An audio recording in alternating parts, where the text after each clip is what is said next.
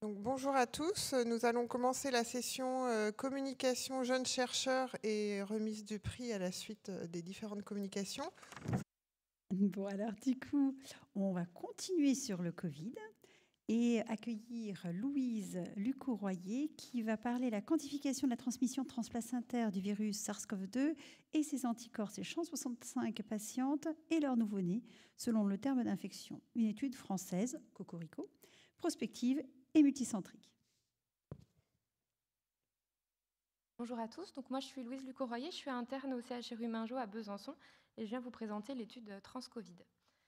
Donc juste quelques chiffres, les femmes enceintes ça représente 10 à 30% des hospitalisations lorsqu'elles ont été infectées par le SARS-CoV-2 et 1 à 5% de ces hospitalisations se fera en réanimation.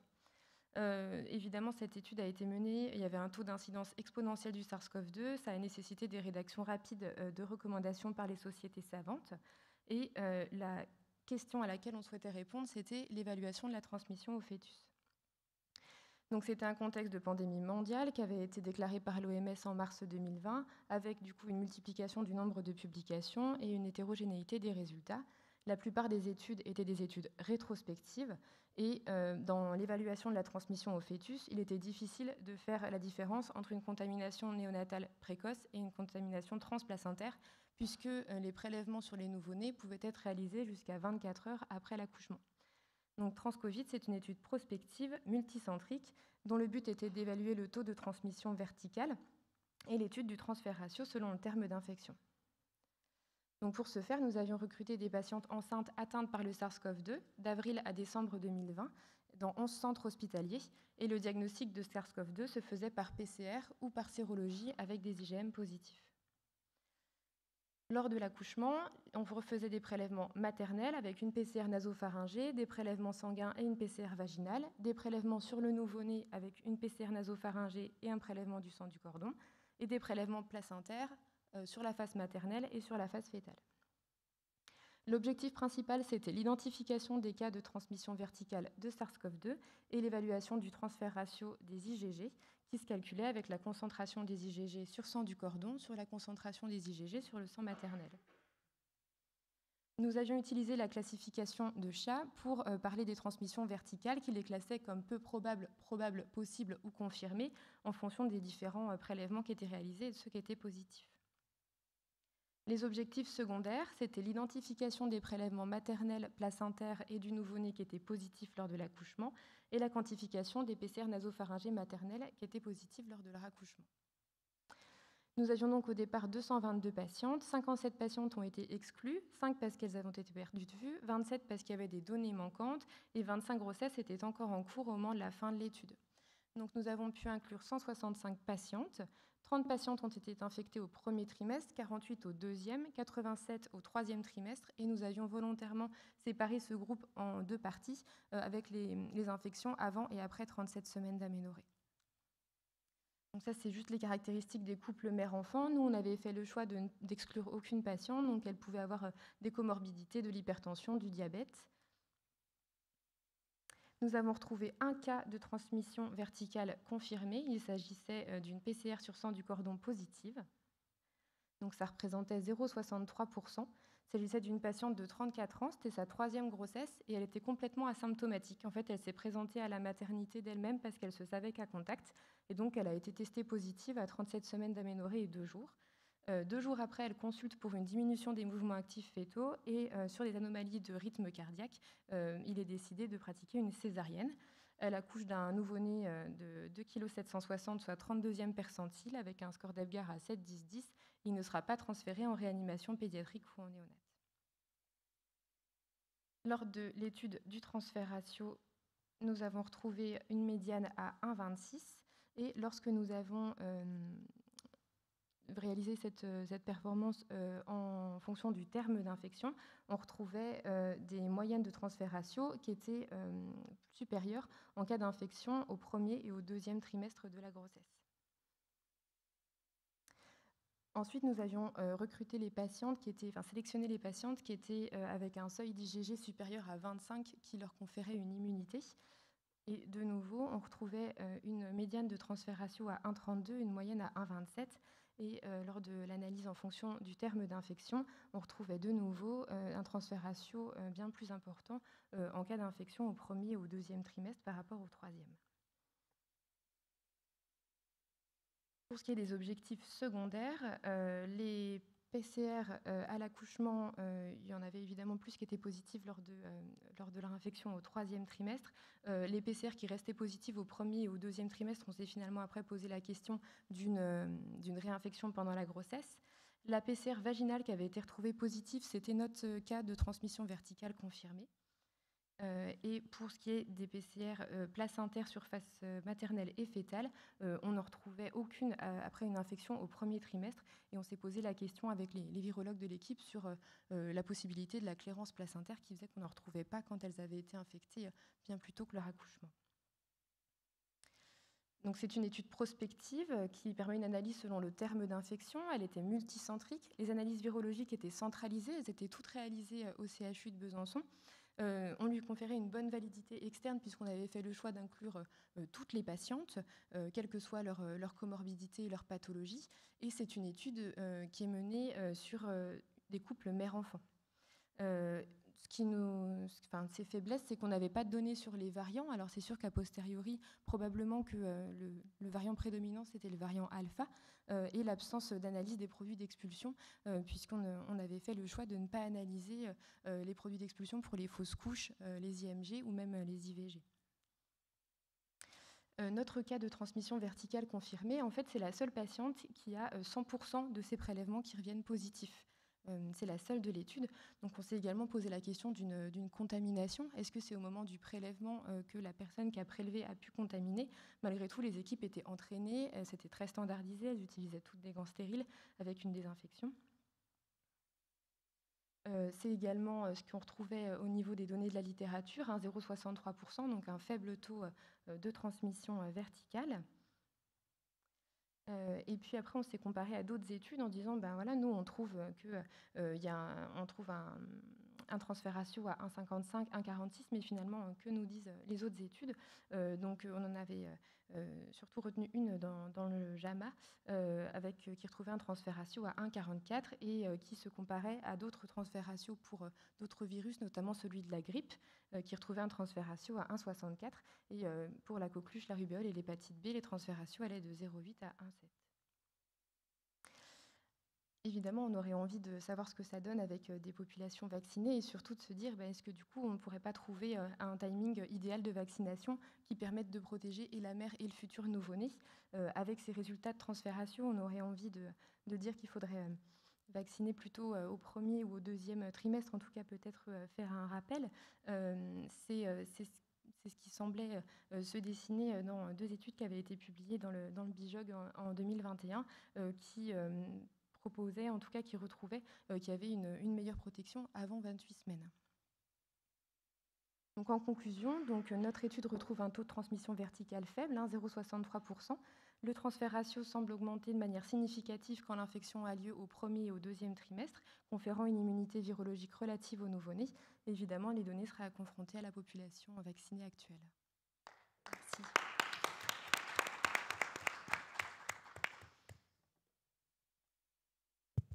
Merci beaucoup. Ça confirme les résultats de Diane, un petit peu, que vous présentez en début. Est-ce que vous avez des questions ?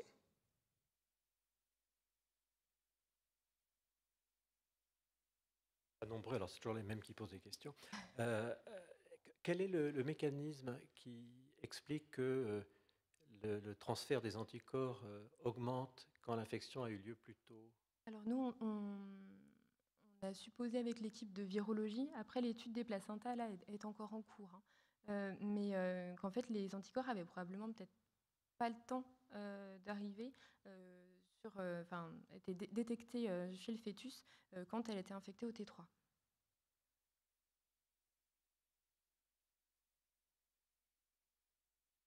Merci beaucoup. Alors c'est intéressant et c'est aussi intéressant de voir qu'il y a quand même une discordance entre la biologie et la clinique parce que comme tu le sais, il y a pas mal d'études qui montrent que les patients qui sont vaccinés plus tardivement la grossesse ont moins de complications cliniques pour en tout cas leur nouveau-né si jamais ils développent une infection. Donc c'est très intéressant de continuer à suivre tout ça. questions peut-être?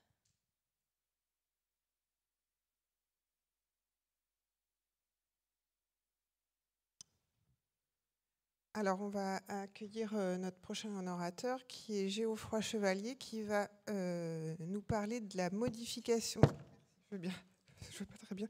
Modification de l'hémodynamique et de la gazométrie fœtale en cas d'hypoxie associée à une infection en comparaison à une hypoxie seule. Étude chez le fœtus de brebis. Tout à fait. Donc, Geoffroy Chevalier, je suis chef de clinique à Lille. Donc, l'objectif de ce travail, c'était de voir comment une infection qui est surajoutée à une hypoxie, ça va modifier l'hémodynamique et la gazométrie fœtale. Et donc, ça a été étudié chez le fœtus de brebis. On sait que l'hypoxie pendant le travail, ça va être responsable d'encéphalopathie néonatale, mais qu'au maximum, ce sera 10 à 30% des encéphalopathies néonatales qui vont être expliquées par l'hypoxie. Et que l'infection intra-utérine, ça peut être une cause d'encéphalopathie néonatale. Et que, par exemple, ça multiplie par 4 le risque de séquelles motrices. Donc l'objectif, c'était de voir comment ces modifications hémodynamiques et gazométriques vont apparaître lorsqu'on surajoute une infection à une hypoxie et se demander est-ce que ce n'est pas ces modifications qui vont participer à ce risque d'encéphalopathie néonatale. Donc pour ça, on a utilisé des fœtus de brebis instrumentés. Donc on instrumente après la pathorotomie, où on extrait le fœtus, on lui pose des électrodes ECG qui permettent d'enregistrer le rythme cardiaque fœtal, des cathéters artériels axillaires qui permettent de mesurer la pression artérielle et de faire des gaz du sang, et un cathéter veineux axillaire qui permet de faire des injections. Ensuite, on referme, la brebis est réveillée, puis 4 jours plus tard, on commencera l'expérimentation. On avait 2 groupes, un groupe avec hypoxie isolée et un deuxième groupe avec hypoxie et infection surajoutée.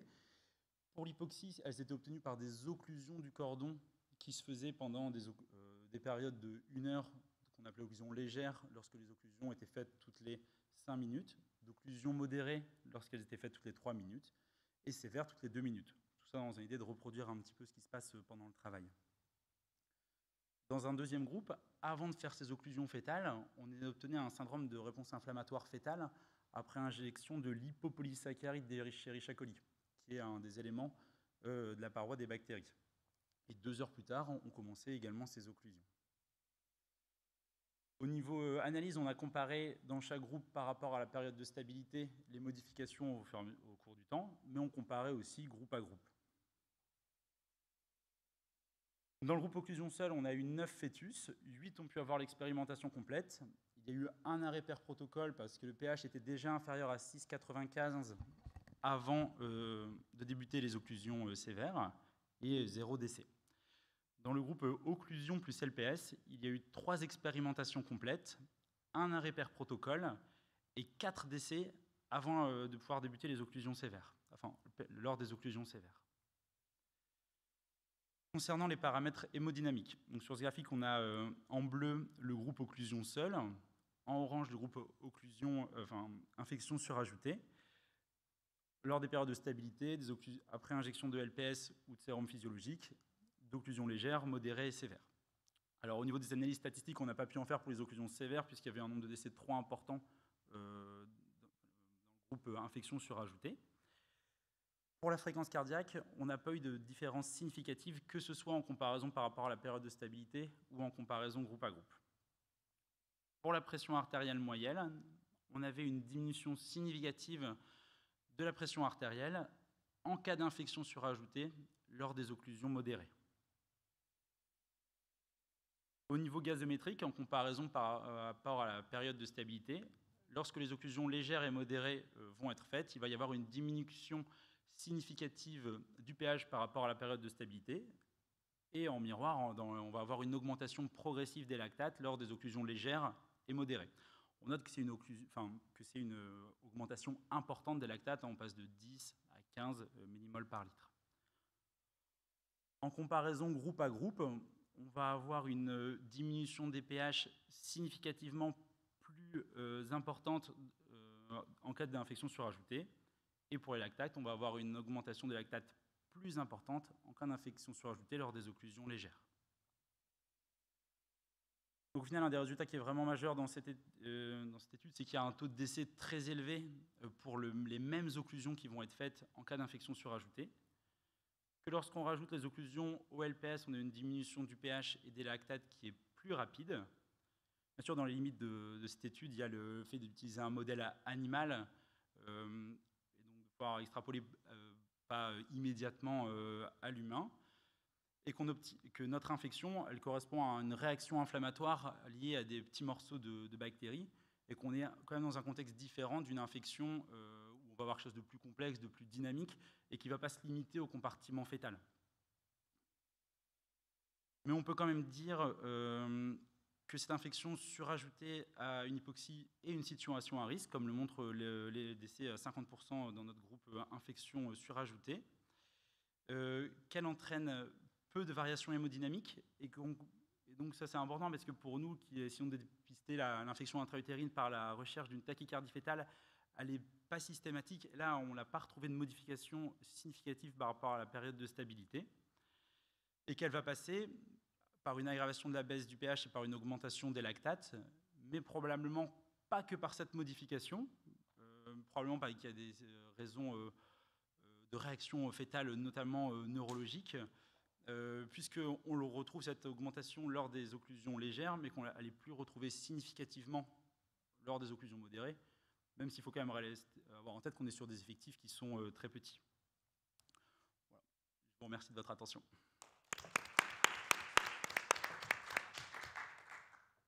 Merci infiniment.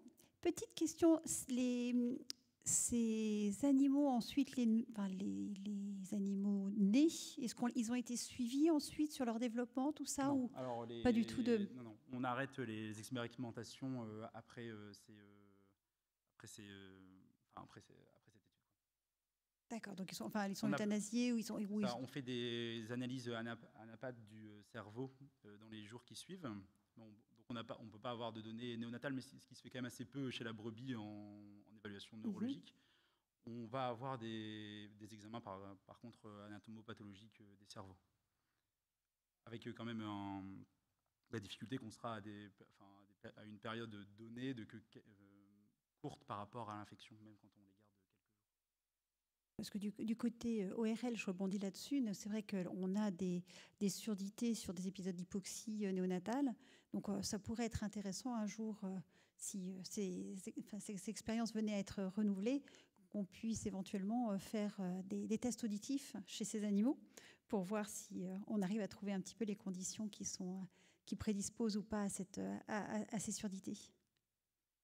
Non, c'est intéressant. Alors en plus, j'imagine que c'est envisageable, mais ça devrait être des tests qui doivent être faits très rapidement, ou même on pourrait même faire. Nous, c'est vrai qu'on pose. Alors là, j'en ai pas parlé, mais on peut poser des électrodes ECG pour faire des analyses ECG, EEG, pair infection, des choses comme ça.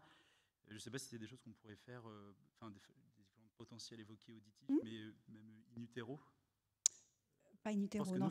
Faudrait que ce soit chez l'animal. Oui, juste à la sortie. Oui, l'animal vivant. Voilà, c'est un beau projet pour la suite. On est ouvert pour participer.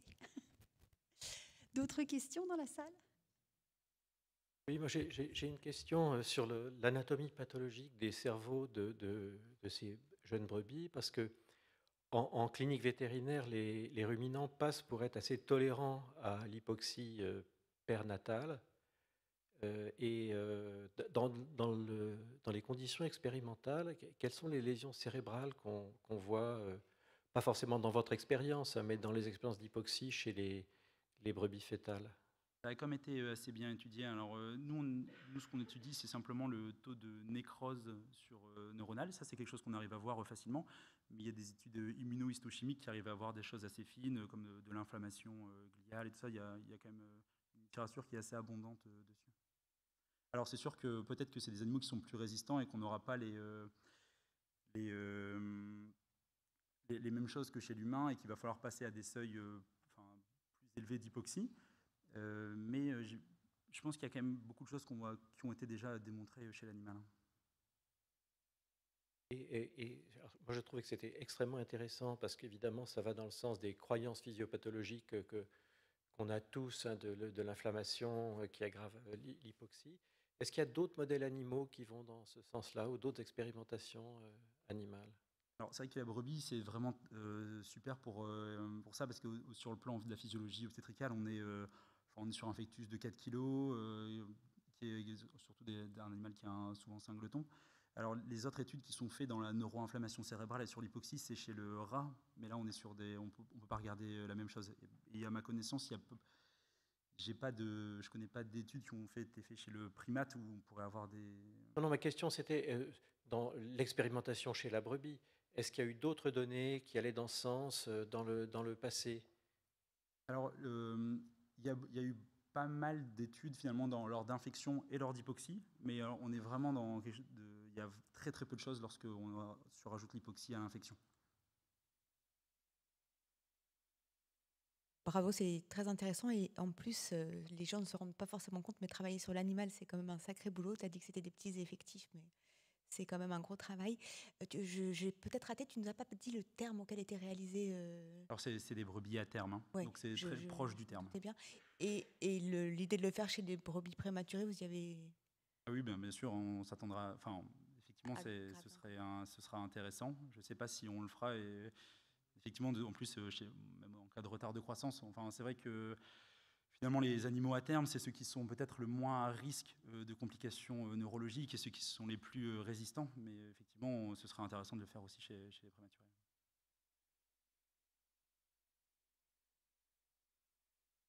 Oui. Il y a d'autres questions ?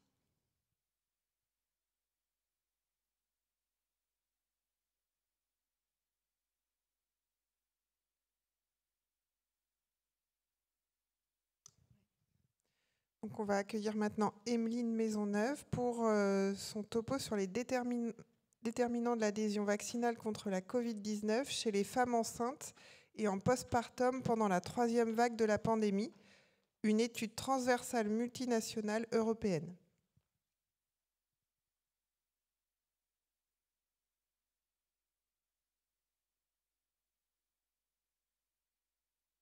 Bonjour à tous, merci de me permettre de présenter cette étude sur les déterminants de l'adhésion vaccinale contre la Covid-19. Maintenant, je travaille en Suisse, donc c'est une étude qui a été faite en collaboration avec 5 pays européens, dont la Suisse. Donc, comme vous le savez, maintenant, on est à 1 an et demi, voire 2 ans du début de la campagne de vaccination contre la Covid chez les femmes enceintes. Donc, on a beaucoup de données qui sont accumulées dans la littérature pour démontrer l'efficacité de la vaccination chez la femme enceinte. Donc, pendant la période pré-Delta, une grande méta-analyse a retrouvé que la vaccination permettait de diminuer le risque d'infection avec une efficacité de 89%. Donc ça, c'était pendant la période pré-Delta sur 18 000 femmes vaccinées, et ça correspond au moment de l'étude dont je vais vous parler. Et puis, plus récemment, donc, il y a l'étude publiée par Villard ce mois-ci a montré que sur la période qui correspond à la circulation du variant Omicron, la vaccination permet à une efficacité de 48% contre les complications sévères de la Covid-19 après un cycle complet de vaccination et 76% d'efficacité après le booster. Ce qui est très important de rappeler aux patientes, c'est que sur la grande méta-analyse publiée par Prasad, on a retrouvé que la vaccination permettait de diminuer le risque de mort fœtale in utero de 15%. Donc sur 66 000 patientes vaccinées versus plus de 400 000 non vaccinés. Et puis la vaccination pendant la grossesse permet aussi de diminuer le risque d'hospitalisation pendant les 6 premiers mois de vie, une hospitalisation liée à une infection à Covid-19. Donc la première étude qui a été publiée, c'était une étude américaine qui a retrouvé cet effet avec un odds ratio à 0,61. Et puis on a vu tout à l'heure dans l'étude qui a été présentée par Nolwenn Regnault que la vaccination permettait de diminuer le risque d'hospitalisation en unité de soins intensifs néonataux, aussi bien pendant la période Delta que Omicron. Alors, concernant les études sur la sécurité du vaccin, toutes les méta-analyses ont retrouvé qu'il y avait une absence de surrisque, aussi bien pour les issues maternelles, obstétricales et néonatales. Et puis, au sujet de la vaccination pendant l'allaitement, de nombreuses études ont montré qu'elle permettait de retrouver des anticorps IgA et IgG anti-SARS-CoV-2 dans le lait maternel pendant les 6 semaines qui suivaient la vaccination. Et on sait que les anticorps sont absorbés par la muqueuse oropharyngée des nouveau-nés. Alors, malgré toutes ces études et toutes ces méta-analyses qui montrent l'effet bénéfique de la vaccination anti-Covid-19 chez la femme enceinte. L'hésitation vaccinale persiste. Sur une grande méta-analyse de 46 études, on voit que cette hésitation vaccinale existe chez 49% des femmes enceintes et 53% des femmes qui allaitent. On voit qu'il y a une évolution de cette hésitation vaccinale qui était à 40% avant la vaccination.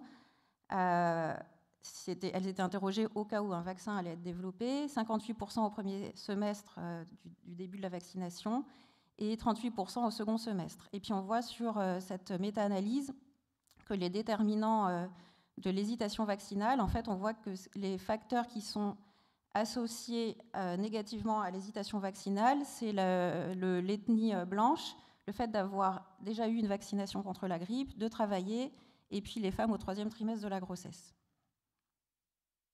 Donc nous, les objectifs de notre étude, c'était d'étudier le statut vaccinal contre la Covid-19 et puis l'intention de se faire vacciner chez les femmes qui n'étaient pas encore vaccinées dans 5 pays européens pendant la 3e vague de la pandémie. Et l'objectif secondaire, c'était d'évaluer les déterminants associés à la volonté de se faire vacciner contre la Covid-19. Donc pour ce faire, nous avons réalisé une étude transversale basée sur une enquête en ligne dans 5 pays européens, la Belgique, la Norvège, la Suisse, les Pays-Bas et le Royaume-Uni, entre juin et août 2021. Donc pour vous rappeler le contexte à ce moment-là, c'était donc la 3e vague de la pandémie dans les 3 pays. Et puis on voit que le Royaume-Uni était bien en avance au niveau de la campagne de vaccination par rapport aux 4 autres pays. Et puis on voit que la Suisse était un petit peu en arrière par rapport aux autres. Donc les critères d'inclusion pour cette étude, c'était les femmes enceintes de ces 5 pays, les femmes en postpartum qui avaient accouché dans les 3 derniers mois, qui pouvaient être allaitantes ou non. Et puis on avait exclu les patientes qui n'avaient pas répondu sur le questionnaire au sujet de leur statut vaccinal ou sur le désir de se faire vacciner. Donc, comme vous avez vu tout à l'heure que la campagne de vaccination était différente d'un pays à l'autre, pour savoir si les patientes voulaient se faire vacciner, on a fait une variable composite qui était soit vaccinées, soit désireuses d'être vaccinées si elles en avaient l'opportunité. Et donc, on a fait des analyses descriptives. Là, on a calculé la prévalence des femmes vaccinées ou désireuses de l'être. On a fait des analyses univariées sur les déterminants de l'adhésion vaccinale et puis des analyses multivariées. Donc voilà le diagramme de flux de l'étude. À partir de 5210 patientes qui ont participé, il y avait 3400 femmes enceintes et 1800 femmes en postpartum. Et donc, vous voyez, on a exclu ces femmes-là qui n'avaient pas répondu sur leur statut vaccinal. Et donc, les patientes qui étaient dans notre variable composite, c'était celles-ci, déjà vaccinées ou, pour celles qui n'étaient pas encore vaccinées du fait de la campagne de vaccination, souhaitant être vaccinées. Donc, les caractéristiques de la population, on voit que la majorité des patientes étaient d'origine norvégienne, étaient âgées entre 26 et 35 ans. On voit qu'il y avait plus d'un quart des patientes qui ont répondu à l'étude qui travaillaient dans le domaine de la santé et quasiment les 3 quarts qui étaient d'un niveau éducatif élevé.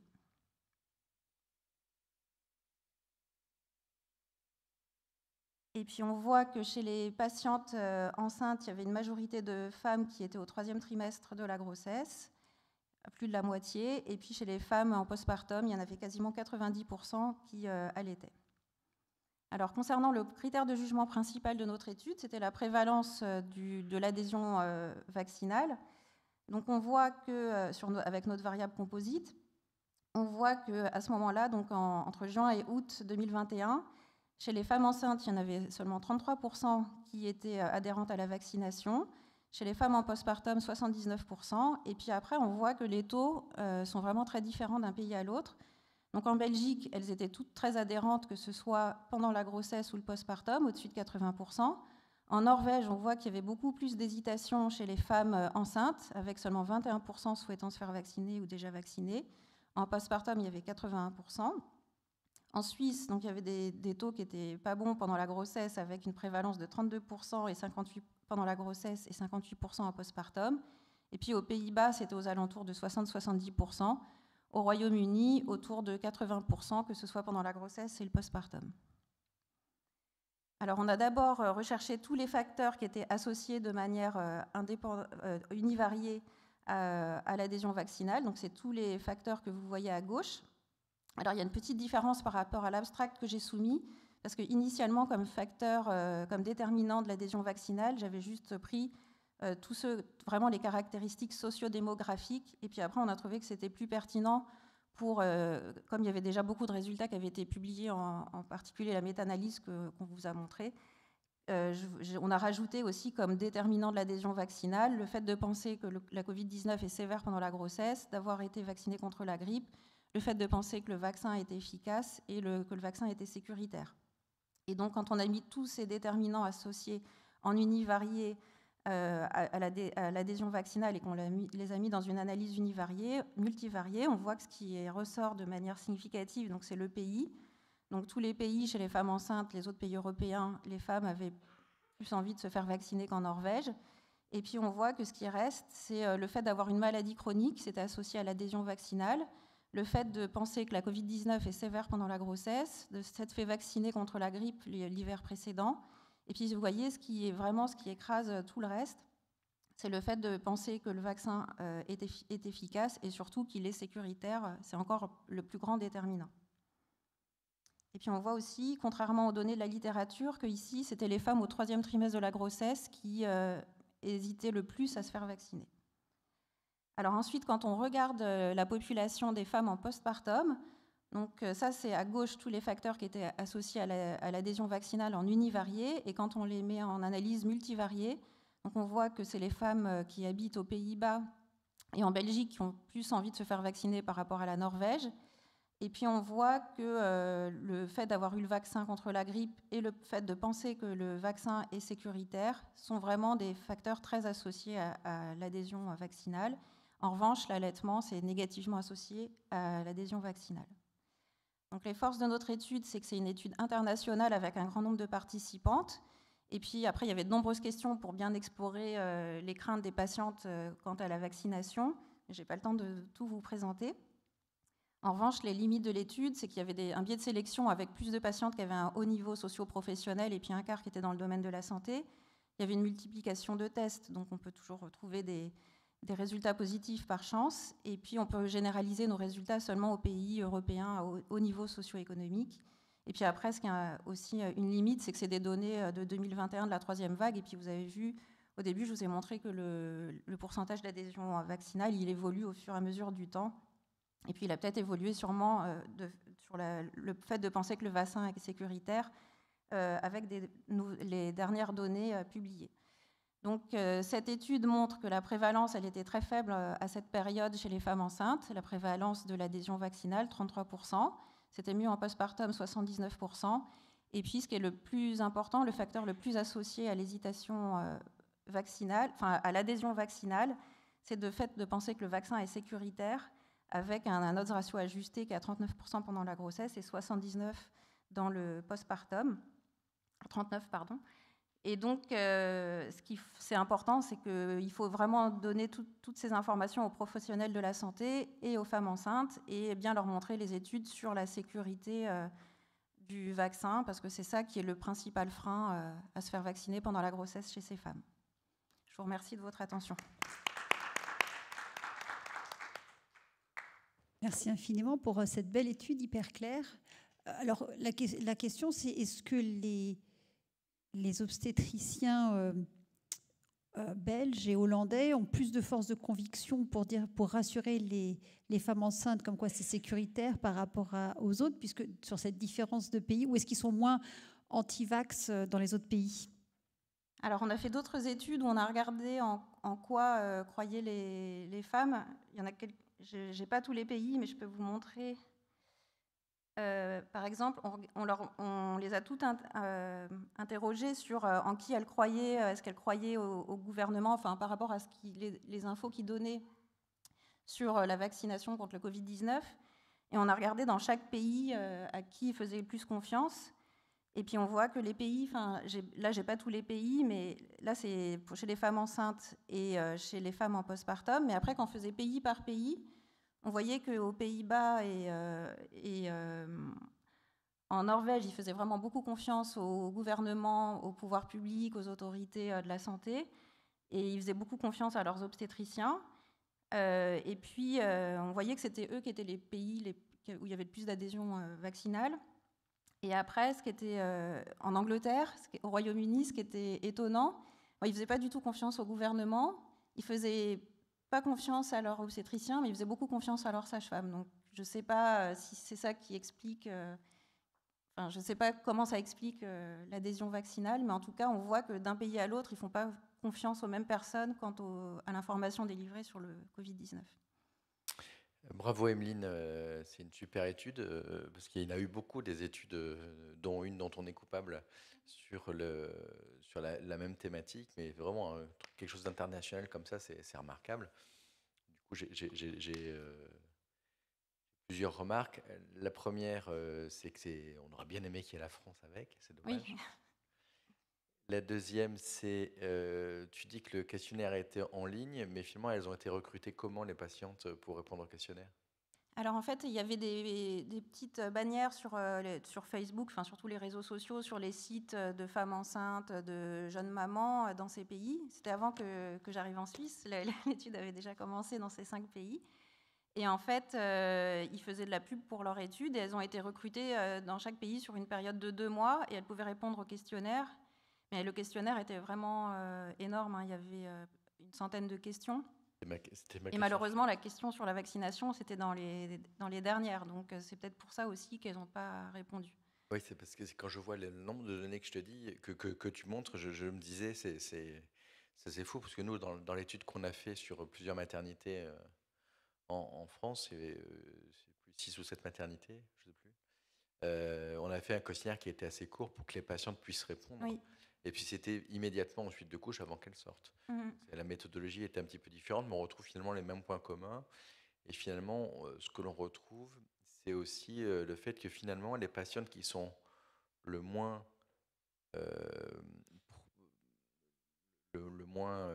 prêtes à se vacciner sont les patientes finalement qui sont de bas niveau socio-économique, et donc celles qui sont le plus à risque de comorbidité, donc de formes graves. Et donc tout ça, c'est extrêmement important pour qu'on puisse mieux cibler les mesures d'information sur les populations qu'on a du mal à toucher. C'est vrai que, en plus, là, si tu dis que c'est sur Internet, sur les sites, Facebook, etc., il y a peut-être aussi un biais de recrutement dans la population qui a répondu. Est-ce que quelqu'un d'autre a une question? Marc?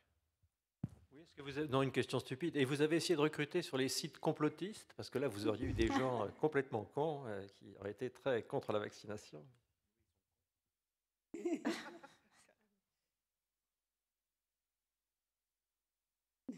Et Emeline, il est prévu que tu revois un petit peu à distance ces données-là? Maintenant, que tu revois justement si cette défiance a évolué. Oui, c'est vrai que en fait, moi, j'ai récupéré ces données parce que l'étude avait été commencée. Moi, je les ai juste analysées, donc c'est vrai qu'elles datent un petit peu.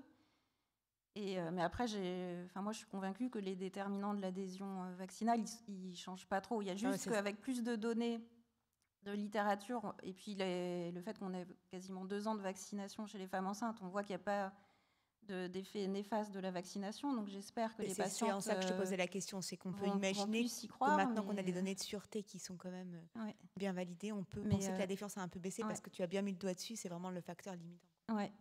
Mais vraiment, les patientes, elles ont des pensées complètement folles sur les effets de la vaccination. Donc, et c'est sûr, il y a les effets à long terme. Donc ça, on peut comprendre qu'elles aient peur des effets à long terme. Donc là, vu qu'on n'a que 2 ans de recul, on ne peut pas les satisfaire. Mais après, elles ont des pensées complètement farfelues sur les effets secondaires. Et puis ça, je pense que ça devrait évoluer.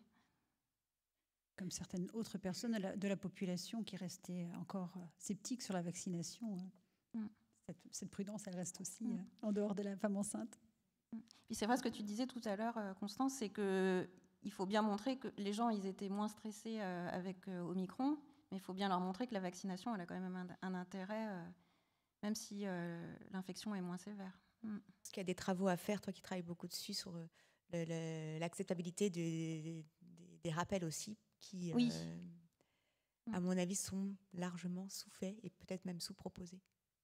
Oui. Pas après cette session. C'est justement parce que c'est la 2e fois que j'entends oui avec Omicron, mais il y en a déjà d'autres qui arrivent, hein, donc après on ne sait pas quelle est la suite. Pour rester sur nos gardes. ça sera à vous, ceux qui sont là, de porter la bonne parole, hein, de continuer à vacciner. Merci beaucoup. On va accueillir maintenant Alessandra Servino qui va nous parler de diagnostiquer la vaginose bactérienne par métagénomique.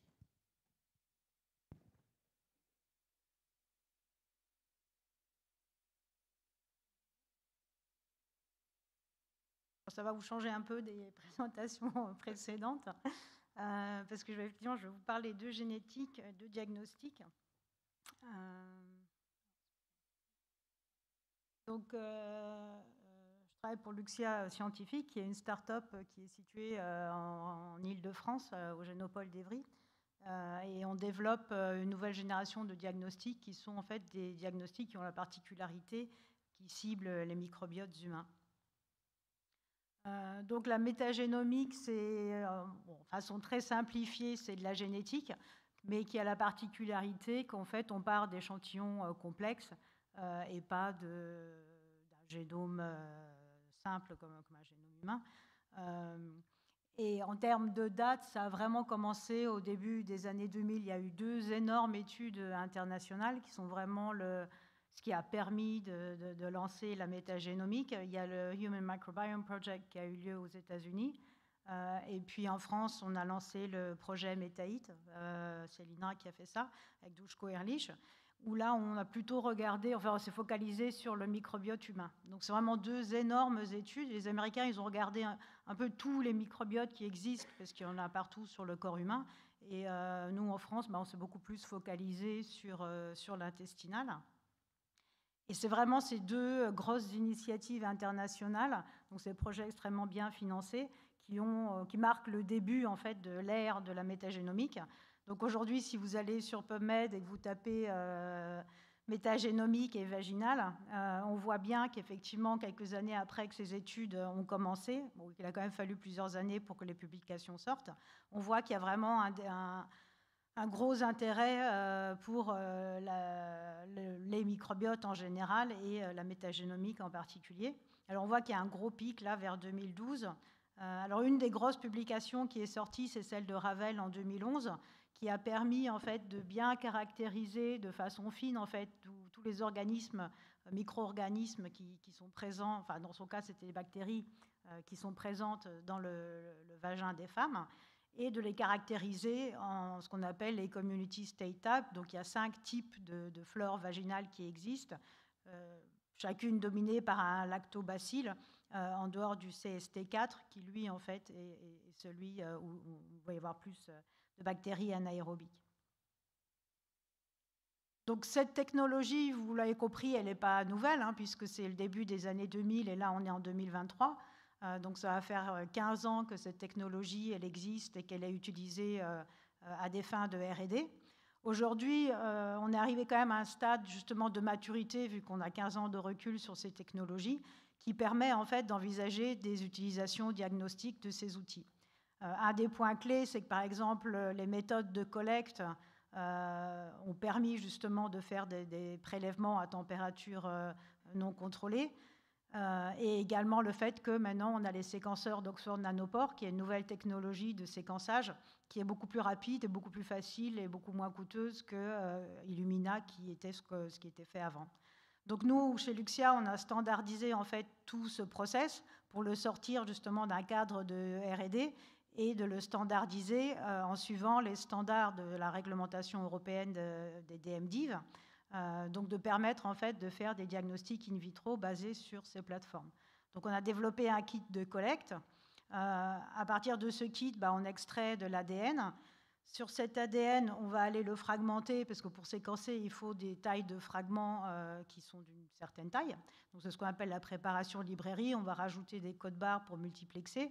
Et ensuite, comme je l'indiquais, on va séquencer là sur les séquenceurs de Nanopore, que si vous les avez jamais vus, ils sont extraordinaires. En fait, ils sont pratiquement, c'est comme ce boîtier-là, donc vous pouvez séquencer en fait où vous voulez. Comme ils disent, ils veulent permettre à tout le monde de séquencer n'importe quoi. La seule chose qui reste compliquée aujourd'hui, c'est la bioinfo. Alors pour nous, c'est une opportunité parce que notre ADN, tous les fondateurs, on est des mathématiciens, des bioinformaticiens. Donc en fait, notre valeur ajoutée, c'est justement d'avoir développé un logiciel qui soit lui aussi marqué CE et qui permet en fait de transformer ces séquences dans un résultat clinique qui va parler justement aux cliniciens. Donc on a voulu appliquer ce process pour aider les cliniciens sur les questions de santé de la femme. Donc on s'est dit on va commencer avec la vaginose bactérienne. Donc on a fait une collaboration avec l'ARENA. On a monté l'étude qui s'appelle CEBAM, dont l'investigateur principal c'est le docteur Bobot de l'Institut Fournier. Ça a été multicentrique, il y avait 3 centres en France. Ils ont recruté des femmes qui étaient soit saines, soit en vaginose bactérienne, donc sur des critères classiques de Hamzel et de Nugent, avec un score plus petit que 3 pour les femmes saines et au-dessus de 7 pour les femmes qui sont en dysbiose vaginale. Donc dans cette étude, ce qu'on a montré, c'est que dans un premier temps, alors c'est connu, c'est que les femmes qui ont une vaginose bactérienne ont une alpha-diversité qui est plus élevée que les femmes saines. Néanmoins, quand on regarde, c'est significatif au niveau de la p-valeur, mais ça ne permet pas de diagnostiquer la vaginose bactérienne, puisqu'on voit bien quand même ici qu'il y a des femmes qui ont une diversité basse alors qu'elles ont une vaginose bactérienne. Et puis pareil, il y a quelques femmes saines qui ont quand même un peu de diversité. Par contre, quand on passe au niveau taxonomique, là c'est tout à fait binaire. Donc on voit ici, donc chaque barre représente une femme, un échantillon. Et le bleu ciel, ça correspond au lactobacille. Donc on voit bien que sur un microbiote vaginal de femmes saines, on a vraiment ce qui est connu dans la littérature, une flore qui est dominée par des lactobacilles. Et par contre, quand il y a une vaginose bactérienne, on va retrouver en fait une multitude de bactéries différentes. On ne va plus avoir les lactobacilles, ils vont avoir été remplacés principalement par des Gardnerella, qui sont en orange, mais on a aussi des Prevotella en bleu, et puis le troisième le plus fréquent, c'est Fanniesia, qui est la même chose qu'Atopobium, ils ont changé de nom. Donc on voit bien qu'en fait, avec le séquençage génétique, c'est très facile de distinguer une flore saine d'une flore en vaginose bactérienne. Donc basé là-dessus, on a développé le logiciel qui permet en fait de poser le diagnostic. Donc on l'a appliqué sur ces données. Alors il y a sur les un peu moins de 60 femmes qui ont participé à l'étude, on va classer, donc toutes celles qu'on va classer en flore saine, qui sont celles-ci, donc on va avoir un PPV qui va être à 100%. Celles qui sont vaginoses bactériennes, on les classe bien toutes en vaginose bactérienne. Et après, on a créé une catégorie intermédiaire, parce que justement, pour nous, la flore saine, c'est celle dominée par des lactobacilles. Et la flore qui est de vaginose bactérienne, c'est vraiment, on va s'attendre à trouver Gardnerella, Prevotella et Fanniesia. Et il y a 2 cas où justement on ne les a pas classés dans ces catégories-là. Donc il y a cette femme-ci, où on voit qu'elle a une majorité de Gardnerella. Et du coup, elle est cliniquement effectivement saine, mais comme elle a quand même déjà beaucoup de Gardnerella, nous on la classe en intermédiaire pour signaler aux cliniciens que il n'y a pas que du lactobacille. Sur la vaginose bactérienne, il y en a une ici que nous, on ne classe pas, enfin que l'algorithme ne classe pas en vaginose bactérienne, parce que c'est une femme qui, comme vous voyez, elle a un petit peu de lactobacille quand même. Elle a beaucoup de bifidobactéries, et pour le coup, en tout cas en intestinal, les bifidobactéries, c'est des bonnes bactéries, ce n'est pas des pathogènes. Et il y a du streptocoque. Donc avoir du streptocoque et des bifidobactéries, ça ne constitue pas, d'un point de vue biologique, la vaginose bactérienne classique. Donc c'est pour ça qu'on les met en intermédiaire, parce que ce n'est pas les cas typiques. Alors, pour ceux qui se disent, oui, c'est super, mais on peut déjà faire la même chose avec la PCR, j'ai quand même voulu rajouter une publication récente de Ruffier qui évalue la performance, justement, des outils de PCR pour diagnostiquer la vaginose bactérienne par rapport justement au séquençage génétique. Et on voit en fait qu'on est quand même sur des performances comparables. Nous, on est à 96%. Dans leur publication, ils sont à 92 et 94%. Et les autres tests de PCR sont un peu moins bons. Mais après, notre cohorte était aussi un peu plus petite. Donc, on a peut-être aussi eu de la chance sur le 96% par rapport à l'autre test. Donc, ce serait intéressant de voir si on garde les performances dans un groupe plus grand. Donc pour finir, on pense qu'il y a énormément d'avantages Pour les femmes, c'est principalement au niveau logistique parce qu'elles peuvent faire l'auto-prélèvement, ce qui leur permet en fait d'avoir un diagnostic de vaginose bactérienne qui peut être fait en fait avant la consultation avec le gynécologue ou la sage-femme, enfin après avec le praticien de santé. Pour le praticien, c'est évidemment un gain de temps d'avoir déjà le diagnostic qui est posé quand la femme elle arrive. Et là où c'est particulièrement intéressant, ce sera dans les prochaines versions qu'on va faire du produit, puisque ça permet de caractériser l'espèce de lactobacille. Alors pour ceux qui étaient là ce matin, on sait par exemple que lactobacille iners a un risque d'association avec la naissance prématurée qui est beaucoup plus élevé que lactobacille crispatus. Donc on sait que sur la prédiction de la prématurité, il y a un lien avec le microbiote vaginal. C'est la même chose sur la FIV. Il y a une publication qui est sortie et qui montre qu'on peut bien prédire les femmes où l'embryon ne va pas prendre aux causes du microbiote vaginal. Donc ça, ce sera les prochaines versions sur lesquelles on travaille, mais on a commencé avec la vaginose bactérienne. Donc voilà, ça c'est à quoi ressemble en fait. Donc on a marqué CE, le produit, on l'a déclaré à l'ANSM. Et le résultat du coup du diagnostic se présente sous cette forme-là. Et on cherche toujours des cliniciens avec lesquels faire des études de validation sur des cohortes plus grandes et justement dans le suivi des grossesses. Donc s'il y a des personnes qui sont intéressées à monter des études cliniques, qu'ils n'hésitent pas à me contacter pour lancer ça.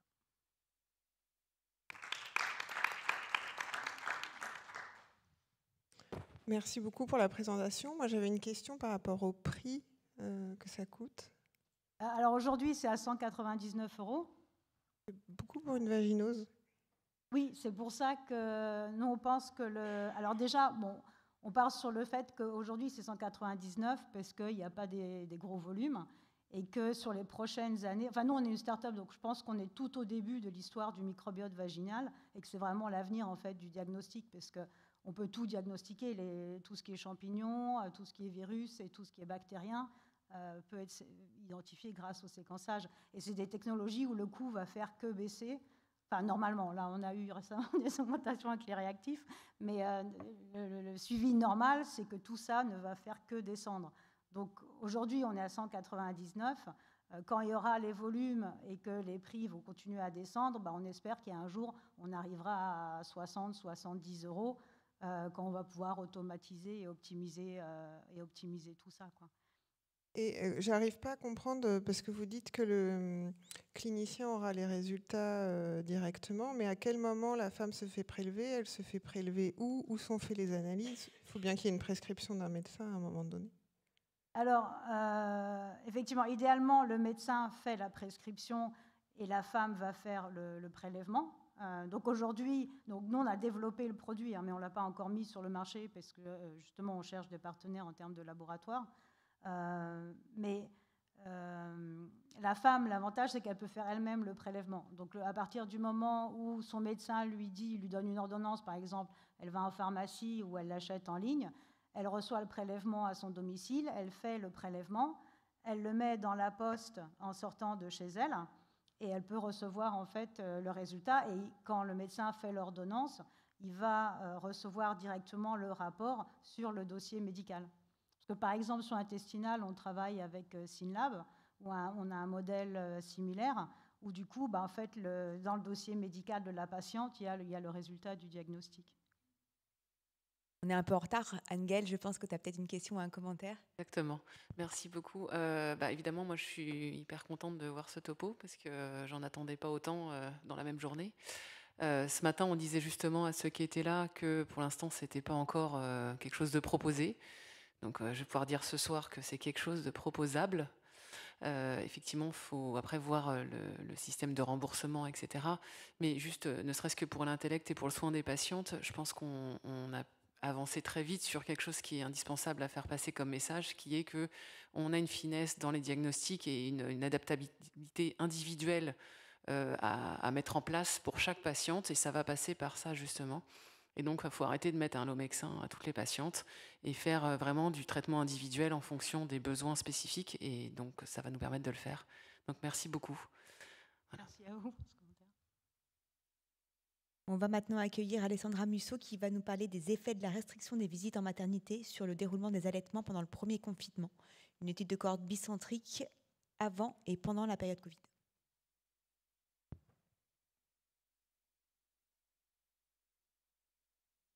Bonjour à tous.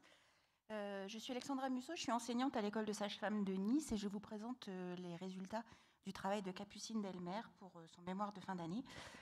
Capucine ne peut être présente avec nous puisqu'elle travaille maintenant à Mayotte et le trajet était un petit peu complexe.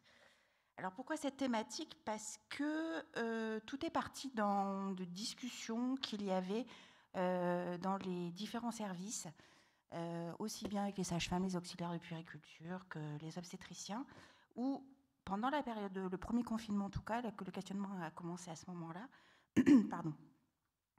Nous avions l'impression que dans les services, les restrictions de visite qui étaient imposées par la période de confinement et la période Covid avaient un double effet. D'abord, les patientes pouvaient se sentir très frustrées et très dérangées de ne pas être en présence de leur famille, ne serait-ce que leur conjoint, sans parler de la famille ou des amis un peu plus éloignés. Et puis, on s'est rendu compte, on avait l'impression, en tout cas, on ne s'est pas rendu compte, pardon, on avait plutôt l'impression que même s'il y avait cet effet psychologique plutôt négatif, les patientes les femmes accouchées semblaient beaucoup plus calmes, tout comme les nouveau-nés semblaient beaucoup plus calmes, moins irrités, moins énervés, et que la mise en place de l'allaitement maternel semblait, je suis très conditionnelle, mais semblait être beaucoup plus facile, avec moins d'arrêts sur les 3 premiers jours, la durée du séjour en maternité, et que peut-être ces petits perdaient moins de poids. Tout ça était quelque chose d'un peu empirique, un peu presque affectif et presque sentimental, si je puis dire. Donc la thématique de Capucine a été de se dire, est-ce qu'il y a possibilité de mesurer quelque chose, en sachant que son étude, donc elle a été diplômée l'année dernière, son étude a été faite évidemment de manière rétrospective et bien après la période de premier confinement. Donc elle est partie sur le principe et l'idée de comparer la cinétique de perte de poids des nouveau-nés allaités en maternité, de comparer les taux en situation de perte de poids pour les nouveau-nés pathologiques. On a posé un curseur à 10%. La littérature a tendance à être un petit peu plus restrictive maintenant à 7%, mais pour l'effectif qu'elle avait, on a posé un curseur à 10%. Et parallèlement à ça, comparer le nombre de compléments lactés artificiels administrés durant cette période. Alors, son étude est une étude donc rétrospective bicentrique. Incluait des couples mère-enfant, sont une série continue de couples mère-enfant qui étaient pris en charge dans 2 maternités, volontairement de maternités de type différent. Maternité de Brignoles, qui est dans le Var, qui est une maternité de type 1, et une maternité CHU, celle de Nice, qui est dans les Alpes-Maritimes. Donc, on comparait ces patientes mère-enfant sur la période Covid versus la même période l'année avant, donc un groupe Covid et un groupe témoin. Nous n'avions pas retrouvé dans la littérature de données qui puissent répondre à cette question sur la perte de poids des nouveau-nés allaités, et en tout cas l'effet de la restriction de visite sur cette thématique-là. Ont donc été inclus toutes les grossesses et accouchements sans complications à terme, et pour lesquels les enfants avaient un APGAR supérieur à 7 à 1 minute de vie, et pour lesquels les femmes avaient un projet initial d'allaitement maternel. Le critère de jugement principal était le delta entre les cinétiques de perte de poids des nouveau-nés dans ces 2 populations. Ces deux maternités totalisent 4050 naissances. La période comprenait pour l'étude comprenait pour les 2 périodes 1100 naissances. Pour ces 1100 naissances, 841, enfin 76% des couples mère-enfant étaient éligibles, 561 ont été inclus. On a donc 2 groupes qui sont quasi similaires, 50-50 en termes de proportion.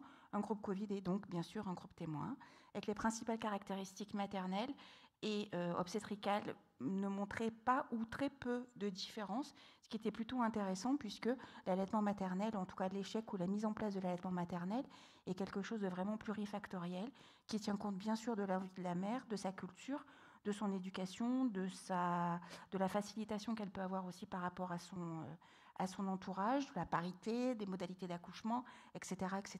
Donc vraiment très, très plurifactoriel. Donc peu de différence sur ces thématiques-là. Le tableau de gauche montre l'évolution de la perte de poids journalière. Alors on a travaillé, en tout cas je vous présente ici les résultats en population totale, parce que bien qu'il se soit une cohorte de plus de 500 avec deux...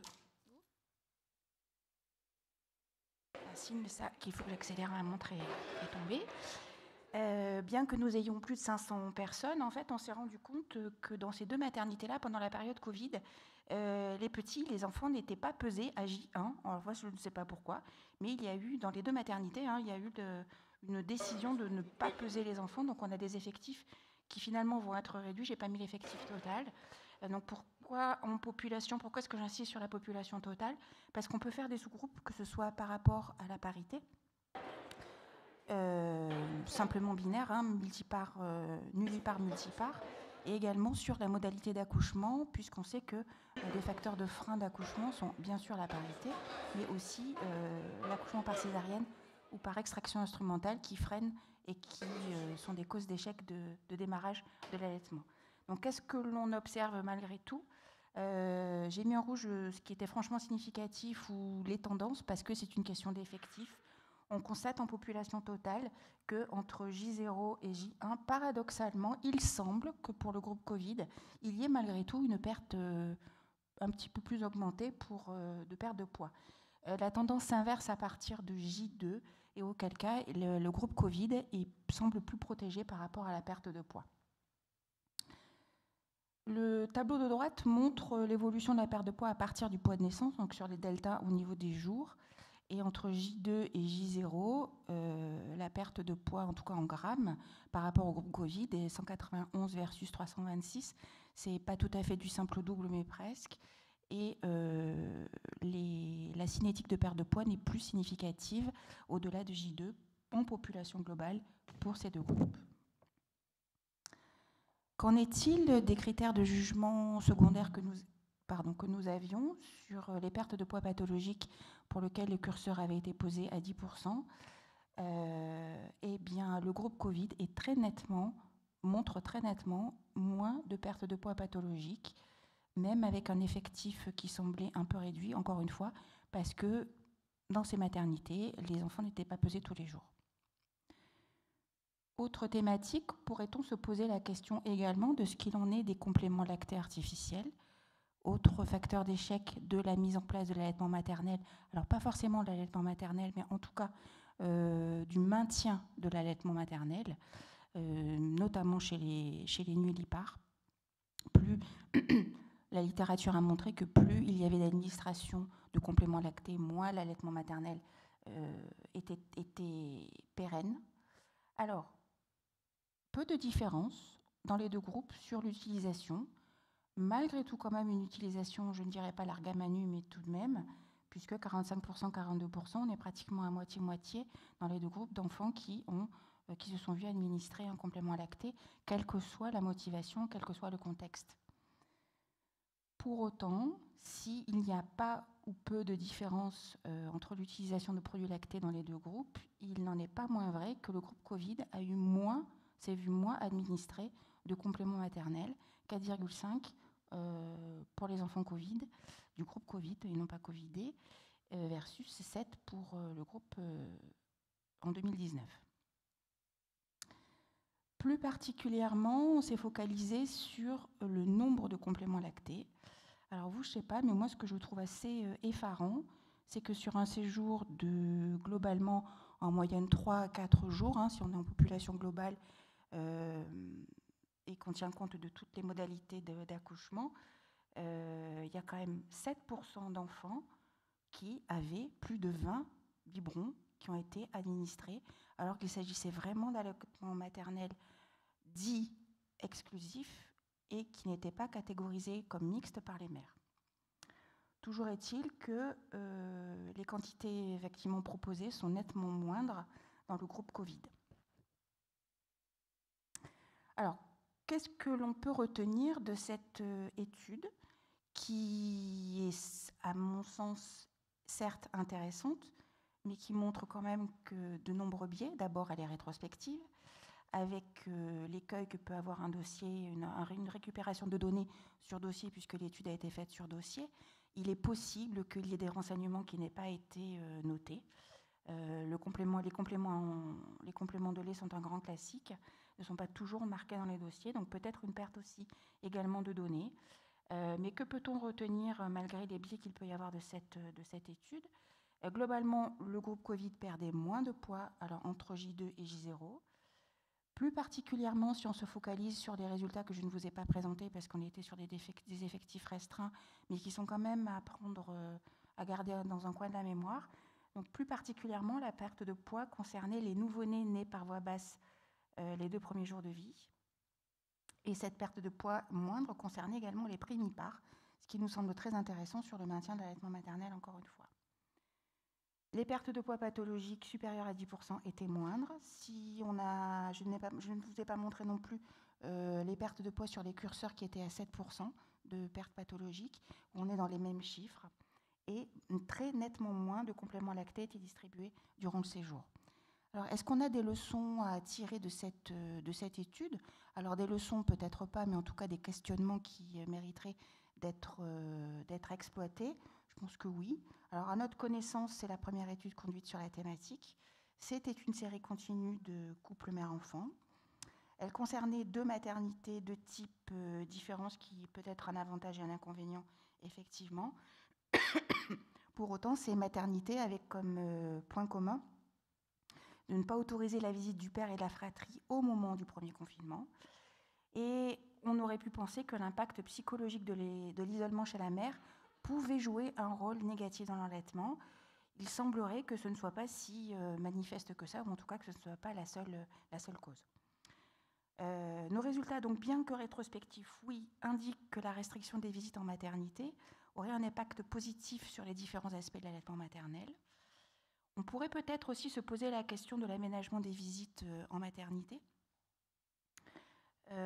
indépendamment des restrictions sanitaires, afin de limiter les habituels facteurs d'échec de l'allaitement. On le sait, les mères sont fatiguées de recevoir de la visite, certes heureuses, mais d'un autre côté, il est également assez délicat d'interdire, ou en tout cas de limiter les visites sur la famille éloignée ou des amis qui viennent voir maman et bébé. En tout cas, il nous semble intéressant de reproduire l'étude sur le réseau. Alors, je ne dis pas forcément sur toutes les maternités, puisque les enquêtes de Périnat, depuis 1995, nous montrent que les taux d'allaitement maternel, que ce soit l'initiation à la maternité ou les taux d'allaitement maternel sur le long terme, sont différents d'une région à l'autre. On a des populations déjà différentes, des caractéristiques sociodémographiques, et les taux d'allaitement diffèrent. Donc, avant d'aller chercher un peu France entière, je pense qu'il serait peut-être intéressant de savoir ce qui se passe. En tout cas, on prêche pour notre paroisse, c'est-à-dire en PACA, pour savoir ce qui se passe sur l'allaitement maternel. On n'est pas si mal que ça si on se place sur des moyennes nationales, mais c'est quand même pas transcendant. Ce qui nous semble intéressant, c'est donc d'étendre l'étude, de faire quelque chose de multicentrique, ce qui nous permettrait d'avoir un effectif plus large, ce qui nous permettrait également de pouvoir stratifier sur la parité et sur les modalités d'accouchement. Et puis, je ne sais pas ce qui se passe dans vos établissements, mais pour Brignoles et pour Nice, les restrictions perdurent, alors beaucoup moins évidemment que pendant le premier confinement, mais actuellement ne sont autorisés en visite que les conjoints et la fratrie. Il n'y a pas de famille élargie, éloignée qui arrive, et il n'y a pas de les amis qui viennent. Donc on est sur une restriction certes, mais moins drastique, mais peut-être que les pertes de poids, en tout cas, pourraient continuer à être limitées en limitant également les visites en maternité et en se contentant de la famille proche. Je vous remercie de votre attention. Merci beaucoup. Nous, on a maintenu les mêmes restrictions et on a l'impression subjective, on ne l'a pas évaluée, mais ça reste à faire, qu'elles ne sont pas mécontentes finalement d'avoir des visites pas nécessairement élargies. Exactement. Finalement, elles ne sont pas si mécontentes que ça. Ouais. Tout à fait. Ouais. Pardon, je rejoignais, j'allais rebondir sur les communications du matin. Finalement, plus d'allaitement, c'est mieux pour le microbiote. Et on revient sur les bons effets de l'allaitement aussi. Parce que sur l'allaitement, on cherche les facteurs, favorisants, les facteurs restrictifs. Mais avant d'aller chercher chez les patientes, peut-être faudrait-il déjà commencer par nos maternités. Parce que tout se joue finalement dans le séjour en suite de couche. Et peut-être est-on responsable, nous aussi, en tant que soignants, ou en tout cas au niveau organisationnel, des défauts d'allaitement. Merci beaucoup. On est même pas mal en retard. On accueille tout de suite Gassem Bendaou, qui va nous parler de santé mentale périnatale en période de pandémie Covid, le programme d'accompagnement des parturientes lors de dépistage et de dépistage et de protection. Donc restez bien avec nous parce qu'il y aura à la fin de la présentation le lauréat des meilleures présentations et le lauréat de la bourse du GRIG. Alors, merci de m'avoir donné la chance de présenter notre travail. Je suis Bendaou Hassen, je suis interne exerçant actuellement au centre hospitalier de Arpajon, en Île-de-France. Mes chers maîtres, collègues et amis, permettez-moi de présenter aujourd'hui très brièvement notre travail intitulé Santé mentale périnatale en période de pandémie Covid-19, programme d'accompagnement des parturients, de dépistage et de protection. C'est un projet qui a eu lieu dans une maternité à Sousse, une ville en Tunisie, en 2021, pendant la 3e vague de pandémie. On partait d'une simple constatation d'un besoin, une idée qui en découle et enfin une exécution sur terrain très rapide, simple et prémoteuse d'un protocole qui a comme objectif principal d'évaluer le risque de dépression postpartum en pleine pandémie de Covid. Donc ma présentation serait répartie en 4 grands chapitres. D'abord, introduire et avoir un état de lieu de la... D'accord. Alors ma présentation sera répartie en 4 grands chapitres. D'abord, on va faire un état de lieu de la dépression postpartum pendant le Covid, après notre élaboration de protocole, les résultats, et enfin on va conclure. Le postpartum est une période de transition, comme on connaît tous, très critique pour la maman, pour la nouvelle maman, qui doit en même temps faire le deuil avec un état physiologique qui a quand même duré longtemps, et une étape où elle est censée avoir des acquisitions et des nouvelles compétences par rapport à la famille et au nouveau-né. Donc cette transition est loin d'être anodine car il est communément connu que cette période est douée de nombreuses complications à la fois somatiques, organiques, mais aussi psychologiques. L'une des issues les plus fréquentes de cette période en postpartum, c'est la dépression de postpartum qui, elle, vient au premier rang des pathologies psychologiques après l'accouchement. Donc, c'est la maladie psychologique la plus fréquente chez les parturientes. Selon la définition de DSM-5, elle survient en moyenne 6 à 8 semaines au postpartum. Certains auteurs pensent que le risque de cette pathologie reste plausible pendant la première année de postpartum. Elle est reconnue par l'OMS comme un problème de santé publique mondiale sévère.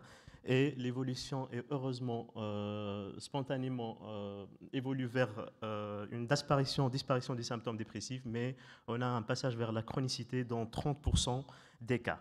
Donc c'est une pathologie qui prédispose à la dépression maladie et donc à la chronicité. Donc pendant l'ère du Covid, la prévalence mondiale de l'anxiété et la dépression postpartum a augmenté massivement, d'à peu près 25% selon l'OMS. Le lien entre le Covid-19 et les troubles de la santé mentale pendant le postpartum était le débat soulevé par plusieurs papiers dans la littérature, comme cette méta-analyse revue systématique qui est publiée dans le journal de Figo en février 2022, qui rapporte les données de 24 essais randomisés retenus qui étudiaient la prévalence de postpartum pendant le Covid.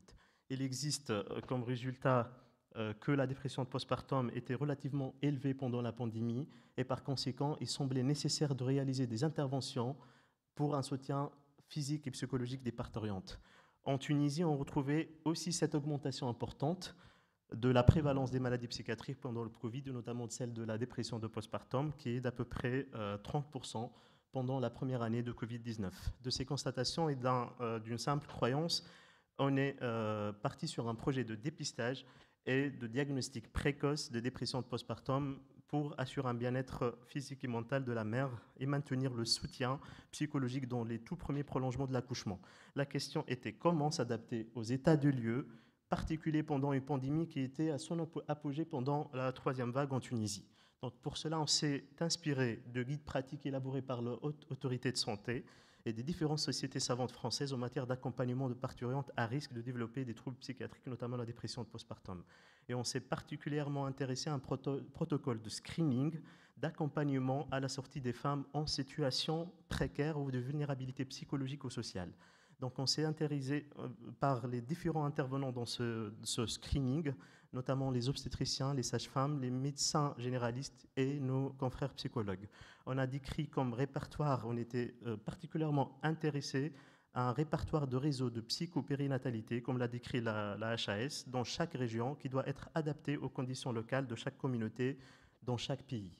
Donc, dans notre cas, l'enjeu était d'avoir un screening programme efficace et adapté à la pandémie qui assure une consultation de postpartum qui ne semblait pas évidente dans les caractéristiques épidémiologiques pendant la 3e vague. Donc, les questions qu'on s'est posées, c'est comment et qui seront les différents acteurs actifs intervenants. Nous avons mené une étude prospective longitudinale incluant toutes les patientes ayant accouché de juillet 2021 au 1er octobre 2021 de la même année par une césarienne urgente, indication obstétricale, maternelle et fétale liée ou non au virus. Donc, c'était le seul critère d'inclusion, c'est la naissance suite à un accouchement non programmé en contexte d'urgence.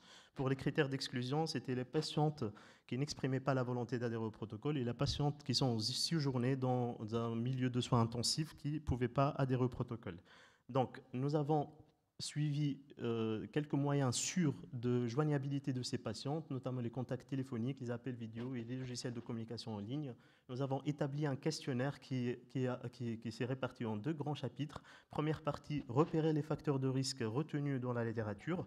Et la deuxième partie, c'était avoir recours à un score qui est objectif, qui est le Leidenberg Postnatal Depression Scale, le PDS, qui est un score qui est avant tout retenu dans la littérature, qui est présenté par un simple questionnaire facilement accessible sur Internet sous différentes formes, des quiz, des fiches virtuelles anonymes, et les valide et retenus comme un très bon outil diagnostique comme le montre ce papier très intéressant publié en novembre 2020. C'est une revue systématique et méta-analyse qui regroupait 58 essais randomisés évaluant ce score. Les résultats de la littérature montrent un cutoff de 11, qui a la plus grande sensibilité et spécificité pour retenir le diagnostic de dépression postpartum.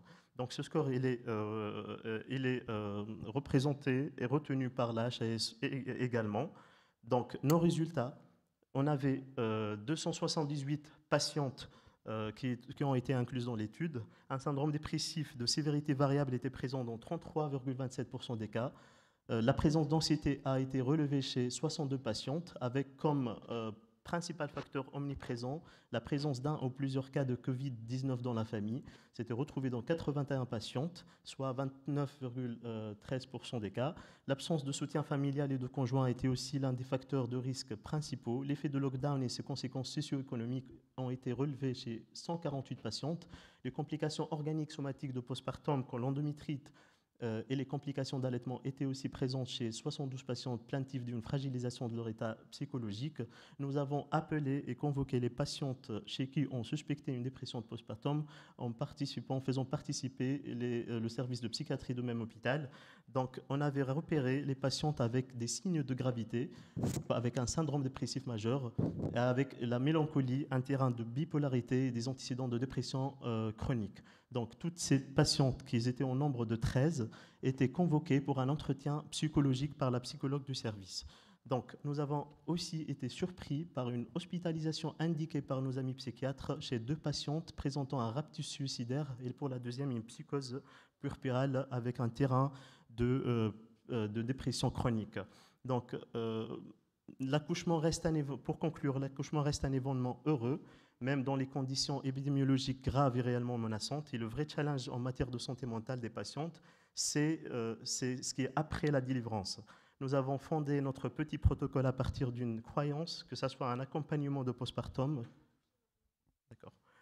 qui soit un accompagnement de postpartum qui est important.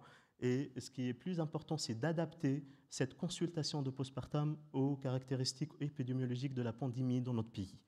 Je vous invite vivement à retrouver notre abstract qui a été récemment publié en janvier 2023 dans le journal de gynécologie obstétrique Fertilité Sénologie.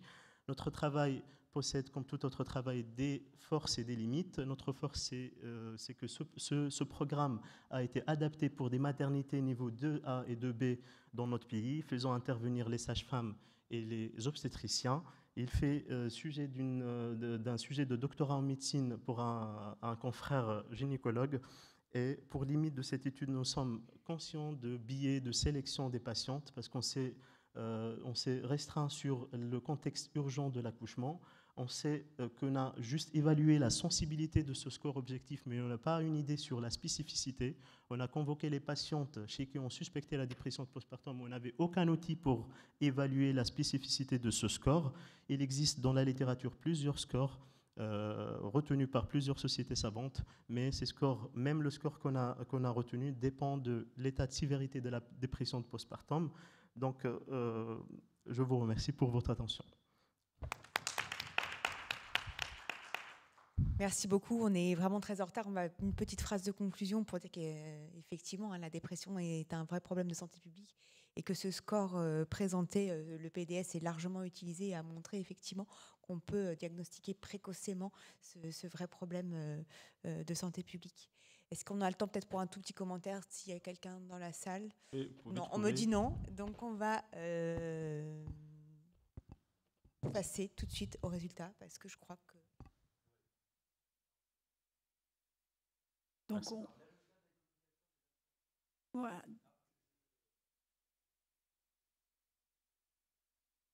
Donc moi, je suis le président du GREG, et donc j'ai la trésorière qui est pas loin aussi. Donc on tient à remercier franchement pour la qualité des présentations qui ont été faites.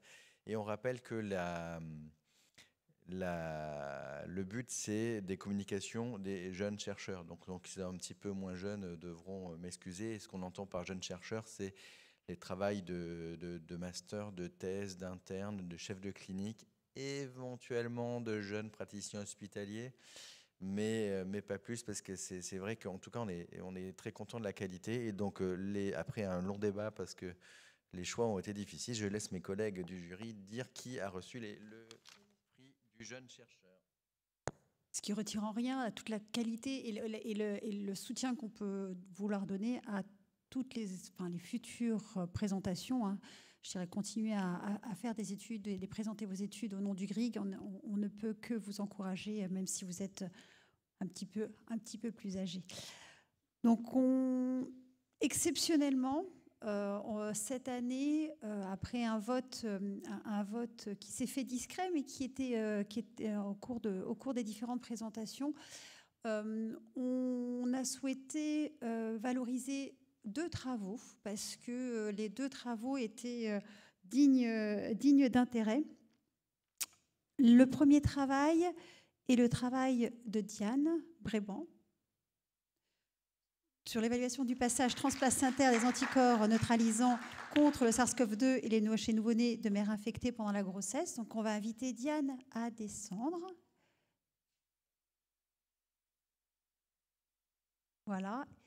Et le deuxième travail que l'on souhaite valoriser, et ensuite on vous dira ce que vous avez gagné, le suspense est à son comble, le travail de Geoffrey Chevalier sur la modification des hémodynamiques et la gazométrie fœtale en cas d'hypoxie associée à une infection à comparaison à une hypoxie seule.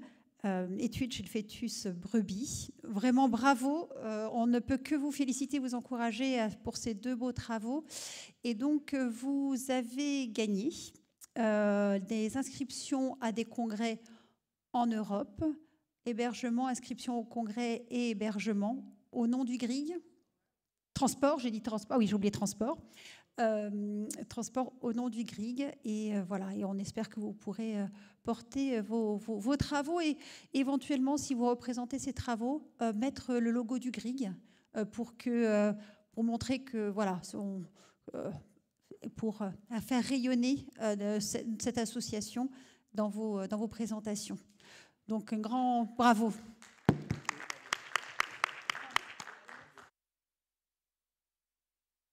Mais déjà, on peut féliciter déjà les premiers. Voilà. Ah. Voilà, il y a le... Et donc... Alors, attends. Alors, ensuite, il y a des bourses pour des travaux en cours.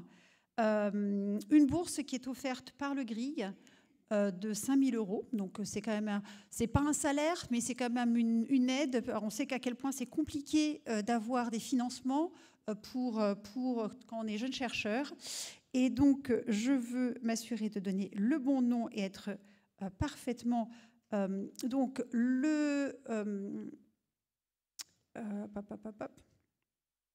j'arrive, le suspense est à son comble, excusez-moi. Donc, nous avons la lauréate, Alexandra Claudet, qui travaille actuellement sur l'étude du passage des anticorps antiviraux de la mère à l'enfant. Est-ce qu'elle est là? Elle est au boulot. Bah, il faut bien qu'il y en ait qui travaillent.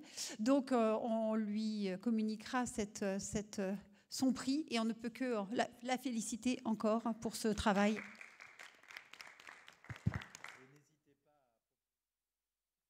Prochaine à déposer des demandes de bourse qui seront évaluées, triées, etc. etc.